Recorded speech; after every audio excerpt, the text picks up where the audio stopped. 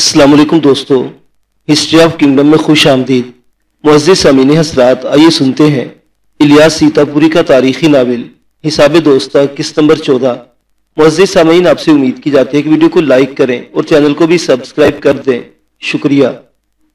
यूनुस खिलाफ तोक़ो शान से कसर में दाखिल हुआ तो कसर का हर शख्स इस पर बहुत हैरान हुआ कि यूनुस की सेहत, लिबास और मजाजी कैफियत किसी चीज से भी यह अंदाजा नहीं होता था कि वो कैद में था। लैस, खंसा, अनान और इसकी माँ, इन सब ने यूनुस को अपने घेरे में ले लिया। इनमें सबसे ज्यादा खुशी लैस को थी, क्योंकि वो जानता था कि अब यूनुस अनान को हंसी खुशी और अपनी मौजूदगी में लैस के हवाले कर देगा। लेकिन यूनुस ने अनान की माँ के अलावा किसी से कोई बात ही ना की। इसने अनान की माँ से कहा, खातून, अब वक्त आ गया है और मैं ये जानना चाहता हूँ कि अनान को मुझसे कब वाबस्ता किया जा रहा है। अगर ये मालूम हो जाए तो मैं अपनी शादी की तैयारियां करूं। यूनुस के तर्ज़े तखातुब ने सबको हैरान कर दिया। अनान की माँ सोच रही थी कि यूनुस का दिमाग तो खराब नहीं हो गया। वो अनान को तलब कर रहा था। लैस ये सोच सोचकर परेशान हो रहा था कि यूनुस से जो कुछ तय पाया था शायद वो सब भूल चुका था और बज़ाहिर ये कोई दूसरा यूनुस नजर आ रहा था। खंसा और अनान अपनी जगह हैरान थी। लैस ने पूछा, यूनुस तू कहाँ था? मैं तो कई बार कैद खाने में गया और वहां से यही मालूम हुआ कि तुझे और किसी जगह मुंतकिल कर दिया गया है। यूनुस ने जवाब दिया, एक लंबी दास्तान है ये, जिसे फिर कभी सुनाऊंगा। क्या वो आकनामा मुझे वापस कर देगा जिसे तूने बिलावज अपने पास रखा है? लैस ने इसके कांधे पर हाथ रख दिया, बोला, यूनुस, हम दोनों कुछ जरूरी बातें कर ले। मैं तेरी रुदात सुनने के लिए बेचैन हूं। यूनुस ने जवाब दिया, चल, कहाँ चलना है? मैं चलता हूं। लैस इसको साथ लेकर अपने खास कमरे में चला आया। अब यूनुस के हर अंदाज और हर एक तरीके से लगता था कि गोया वो इस कसर में मेहमान और अजनबी है। वो बेदिली से लैस के बराबर ही बैठ गया। लैस ने इसे खुश करने के लिए आकनामा इसके हवाले कर दिया। यूनुस ने इसको पढ़ा और फिर इसको चाक कर दिया। अब इसकी जरूरत नहीं रही। लैस ने तजब्जुब भरे लहजे में पूछा, यूनुस, कहीं तू पागल तो नहीं हो गया? तो यहाँ आकर हम सबके लिए मौमा बन गया है। यूनुस ने जवाब दिया, मैं बिल्कुल सही दिमाग हूं लैस, मैं पागल नहीं हुआ। लैस ने कहा, अगर तू वाकई सही दिमाग है तो तुझे ये बात भी याद होनी चाहिए कि कैद खाने में हम दोनों में एक मुआहदा हुआ था। यूनुस ने जवाब दिया, हाँ, मुझे याद है और खूब अच्छी तरह याद है, लेकिन वो एक ताकतवर और आजाद दूसरे मजबूर कैदी से मनमाना मुआहदा कर लिया था। अब बदलते हुए हालात में मैं इस मुआहदे से अपनी बरात का ऐलान करता हूँ। लैस के पांव तले से जमीन सिरकने लगी। बोला, यूनुस, खुदा के लिए सब क्या है और वो बदले हुए हालात क्या हैं? सारी तफसील बता दे, वरना मेरा ज़हनी तवाज़ुन बिगड़ जाएगा। यूनुस ने बेनियाजी से कहा, लैस, अब तफसील में कहाँ जाऊं और किस किस को सुनाऊंगा? बस ये समझ ले कि अब मैं वो परेशान हाल लावारिस शख्स नहीं हूं। अब मैं कुछ भी हूं और इसके कुछ होने में मेरी सोई हुई अना को बेदार कर दिया है। लैस ने कहा, तेरी बातें मेरी समझ में नहीं आ रही। यूनुस ने जवाब दिया, मेरी कोई बात ऐसी नहीं जो तेरी या किसी की समझ में ना आ सके। लैस ने भी फैसला कुन अंदाज इख्तियार किया। पूछा, मुझे तो बस एक बात साफ साफ बता दे कि तू अपना हिस्सा लेकर अनान से दस्तबरदार होने को तैयार है। यूनुस ने जवाब दिया, नहीं, मैं तुझसे कुछ नहीं लूंगा। मैं अनान से शादी करके यहां से चला जाऊंगा और रहा ये कसर तो इसको फरोख्त कर दिया जाएगा और अनान की माँ जहां मैं रहूंगा वो भी वहीं रहेगी। लैस की परेशानी बढ़ती जा रही थी। अब वो यूनुस से सख्त लहजे में बात करते हुए घबरा रहा था। यूनुस ने और ज्यादा सख्त रवैया इख्तियार किया। कहा, लैस, मैं तुझसे कोई झगड़ा नहीं चाहता।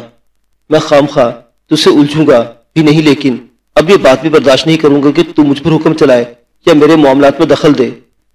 लैस खामोश हो गया, क्योंकि इसकी समझ में नहीं आ रहा था कि यूनुस को अब किस तरह काबू में लाया जाए। यूनुस लैस के पास से उठकर अनान की माँ के पास चला गया। वो यूनुस से शाकी थी कि इसने इसके अदब नहीं किया। यूनुस को अपने सामने देकर मुंह फेर लिया। यूनुस ने पूछा, क्या बात है, मुंह क्यों फेर लिया? माँ ने जवाब दिया, मैंने मुंह यूं ही फेर लिया है। अव्वल तो तुझे अब अनान के रिश्ते की बात ही नहीं करना चाहिए थी। तू तो मेरा बहुत अदब करता था, ख्याल रखता था, मगर ये तू आज किस तरह मुझसे मुखातिब है? यूनुस ने कहा, माँ, ये बात है कि पिछले दिनों इस कसर में मेरी हैसियत एक फालतू इंसान जैसी थी, लेकिन अब हालात बदल चुके हैं और अब अगर मैं अनान से शादी करूंगा तो मुझ में इतनी सकत है कि मैं कुछ अपना खर्च कर सकूं। मैं अनान को इस कसर के अलावा भी रख सकूंगा और आप भी मेरे साथ रह सकेंगी। लेकिन अनान की माँ ने जवाब दिया, मगर कैद खाने में तेरे इनकार पर मैंने लैस से बात पक्की कर दी है और अब अनान की शादी लैस से होगी, इसलिए इस बारे में मजीद गुफ्तगू फजूल है। यूनुस ने सख्ती से कहा, लेकिन माँ, ऐसा नहीं होगा, अनान की शादी मुझसे होगी। माँ ने तंजिया कहा, ماں نے نہیں مجھے خاتون کہہ کر پکار، اب لفظ ماں تیرے منہ سے اچھا نہیں لگ رہا۔ یونس نے جواب دیا، ماں، خاتون یا کچھ اور، میں ان فضول الفاظ کے چکر میں نہیں پڑنا چاہتا۔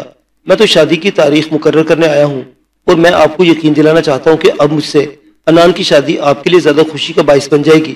اس سے پہلے میں آپ کے رحم و کرم پر تھا اور شادی کے بارے میں یوں اعتماد سے بات نہیں کر سکتا تھا، مگر اب ان بدلے ہوئے حالات میں اس لائق ہو چکا ہوں کہ آپ سے پوری خود اعتمادی سے بات کروں۔ میں آپ کو سوچنے کا موقع دے رہا ہوں، 2-4 دن سوچ لیجئے، غور کر لیجئے، لیکن یہ بات ذہن نشین رہے کہ انان کی شادی مجھ سے ہونی ہے اور مجھ سے ہی ہوگی، لیس یا کسی اور کا اب ذکر نہیں ہوگا۔ ماں نے سختی سے کہا، یونس، میں اب بھی یہی کہتی ہوں کہ اب حالات بدل چکے ہیں، اور ان بدلتے حالات میں یہ بات تقریباً ناممکن ہے کہ انان کی شادی تجھ سے ہو۔ بات لیس سے طے ہو چکی ہے اور اب یہ بات توڑی نہیں جا سکتی۔ یونس ایک طرف جاتے ہوئے بولا، یہ فضول بات ہے، شادی تو مجھے سے ہوگی، لیس سے نہیں ہو سکتی، اور اگر اس معاملے میں منمانی کی گئی تو اس کے خطرناک نتائج نکلیں گے۔ ماں نے جواب دیا، مروت کی بات ہی کچھ اور ہے، لیکن دباؤ تو میں کسی میں نہیں آ سکتی۔ یونس یہاں سے چلا گیا اور سیدھا انان کے پاس پہنچا اور پوچھا، انان، میں تجھ سے شادی کرنے آیا ہوں، لیکن تیری ماں مکر رہی ہے، کہتی ہے کہ میں لیس سے بات پکی کر دی ہے۔ انان نے جواب دیا، یونس، پہلے بھی میری شادی میری مرضی سے نہیں ہو رہی تھی، اور میں نے اپنا معاملہ اپنی ماں پر چھوڑ دیا تھا، اور اب بھی میں اپنی ماں کے حکم مانوں گی، وہ میرا ہاتھ لیس کے ہاتھ میں دے دے، میں ماں سے اختلاف نہیں کروں گی۔ یونس نے کہا، تو اس کا یہ مطلب ہوا کہ میرے جاتے ہی معاملات بگڑ گئے اور ہوا میرے خلاف ہو گئی، تم سب میرے خلاف ہو چکے ہو، اور ایسا لگتا ہے کہ گویا میں اس گھر میں اجنبی ہوں۔ انان زیادہ باتیں نہیں کرنا چاہتی تھی، یونس کا کچھ حال ہی عجیب تھا۔ وہ سیدھا خنسا کے پاس پہنچ گیا۔ وہ لیس سے مصروف گفتگو تھی۔ لیس اسے دوبارہ اپنے سامنے کھڑا دیکھ کر کھڑا ہو گیا، پوچھا، یہ کیا بات ہے یونس، مجھ سے کوئی کام ہے؟ یونس نے بے رخی سے جواب دیا، نہیں، تجھ سے کوئی کام نہیں، میں خنسا سے چند ضروری باتیں کرنا چاہتا ہوں، اگر تو ذرا سی دیر کے لیے اس کو میرے حوالے کر دے تو مہربانی ہوگی۔ لیس نے سوالے نظروں سے خنسا کو دیکھا، پوچھا، کیا تو جانے کو رضامند ہے؟ خنسا نے پسو پیش سے کہا، تیرا کیا خیال ہے، جاؤں یا نہ جاؤں؟ لیس نے کہا، مجھے کوئی اعتراض نہیں، تو اگر یونس سے بات کرنا چاہتی ہے تو کر لے، میں کیوں بولوں گا؟ یونس نے کہا، میری سمجھ میں یہ بات نہیں آتی کہ تم سب مجھ سے خوفزدہ کیوں ہو؟ ہر شخص مجھے اجنبی کی طرح دیکھتا ہے، معلوم نہیں کیوں۔ خنسا نے مسکرا کر کہا، یہ تیرا فریب نظر ہے، چونکہ تو خود ہمیں اجنبی جیسی نظروں سے دیکھ رہا ہے اور بیگانوں کی طرح ہم کلام ہے، اس لیے تجھے محسوس ہو رہا ہے کہ اجنبیت کا اظہار ہماری طرف سے ہو رہا ہے۔ یونس نے جواب دیا، اچھا، تو ذرا سی دیر کے لیے میرے پاس آ جا، میں اس فضول بحث میں اپنا وقت ضائع نہیں کروں گا۔ خنسا یونس کے ساتھ خاموشی سے اس کمرے میں چلی گئی جہاں یونس پہلے رہا کرتا تھا اور اب خالی پڑا رہتا تھا۔ یونس اپنے تخت پر بیٹھ کے اور خنسا کو بیٹھنے کا حکم دیا۔ خنسا اس کے مقابل ایک دوسری چھوٹی سی چوکی پر بیٹھ گئی۔ یونس کچھ دیر تک خنسا کی صورت دیکھتا رہا، اس کے بعد بولا، خنسا، اگر میں تجھ سے یہ کہوں کہ تو میرے ساتھ چل، میں تجھے لیس سے زیادہ خوش رکھوں گا، تو کیا جواب دے گی؟ خنسا نے جواب دیا، پہلی بات تو یہ ہے کہ تیری بات میری سمجھ میں نہیں آئے گی، اور جب بات سمجھ میں نہیں آئے گی تو تیری بات کا جواب کس طرح دوں؟ یونس نے اپنی صحت اور خوشنما لباس کی طرف اشارہ کرتے ہوئے کہا، کیا میری اچھی صحت، اچھا لباس تمہیں سوچنے پر مجبور نہیں کرتا کہ اب میں پہلے والا یونس نہیں ہوں؟ خنسا نے جواب دیا، بے شک ہمیں اس پر حیرت ہے، لیکن تیری ہر بات معمہ بنی ہوئی ہے اور ہماری سمجھ میں کسی طرح یہ بات نہیں آ رہی کہ تو ایک دم کیسے بدل گیا، تیرے حالات میں اچانک یہ تبدیلی کس طرح آ گئی، اور تو اس طرح اکڑ کر باتیں کس برتے پر کر رہا ہے؟